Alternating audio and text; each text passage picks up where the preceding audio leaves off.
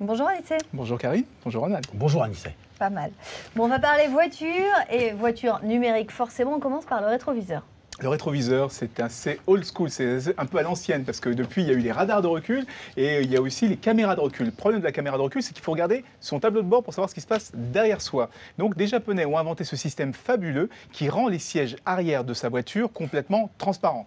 Comment ça fonctionne? Regardez, on peut mieux faire ces manœuvres parce qu'on a une vraie grande surface, puisque c'est toute la plage arrière qui est complètement transparente, avec deux petites caméras qui sont à l'arrière de la voiture, qui projettent tout ce qui se passe à l'arrière de la voiture sur une vitre inclinée à 45 degrés, ce qui fait qu'on peut voir ce qui se passe derrière, c'est-à-dire s'il y a des passagers, on les voit quand même, et en surimpression des passagers, en surimpression des sièges, on voit ce qui se passe derrière la voiture. Beaucoup plus pratique pour faire les manœuvres, et donc assez fabuleux comme système. Top pour les créneaux. Ouais, facile le créneau, ouais. La voiture du futur, elle sera connectée à Internet mieux. Elle aura son appli. Oui, alors ça existe déjà sur certaines voitures haut de gamme aujourd'hui, des applications pour pouvoir contrôler sa voiture à distance. Mais ce qui est intéressant, c'est que ça va arriver sur n'importe quelle voiture avec ce petit boîtier qu'on peut brancher sur la prise diagnostique qui existe sur tous les véhicules depuis 1995.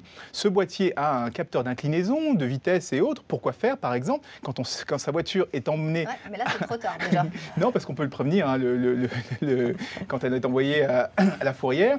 Quand aussi, elle a un GPS, elle connaît la vitesse de la voiture, elle connaît aussi le fuel, le carburant, et on peut envoyer comme ça une alerte. Par exemple, si un parent a programmé l'appareil, dire aux parents, l'enfant a dépassé la zone qui était désignée et dépasse les limitations de vitesse. C'est aussi utile pour les assurances. Les assurances, comme ça, peuvent savoir comment vous utilisez votre véhicule et puis vous donner du bonus ou du malus si vous dépassez les vitesses et autres. Big Brother est parmi nous. La voiture qui conduit toute seule maintenant. Alors ça existe, la voiture qui conduit toute seule. J'en veux une. Vous en voulez une? J'en commande une, moi je commande toujours tout avec vous. Et ça, la voiture qui conduit toute seule, ça existe, ça marche extrêmement bien. La technologie est parfaitement au point aujourd'hui. On en voit même circuler dans la rue, dans les bouchons aujourd'hui. Elle voit les feux, elle se déplace dans la circulation. Aucun problème. Le seul souci qu'on a aujourd'hui avec les voitures autonomes, c'est la législation. Les États ne veulent pas autoriser les voitures autonomes. Et il y a aussi un problème d'assurance. Est-ce que les assureurs, s'il y avait un accident, qui va payer? Est-ce que c'est le constructeur de la voiture? Est-ce que c'est vous? C'est un peu un souci aujourd'hui. Puis on se demande aussi s'il y a un marché, parce qu'on ne sait pas si les utilisateurs, vous, moi, seraient prêts à monter dans une voiture comme celle-ci.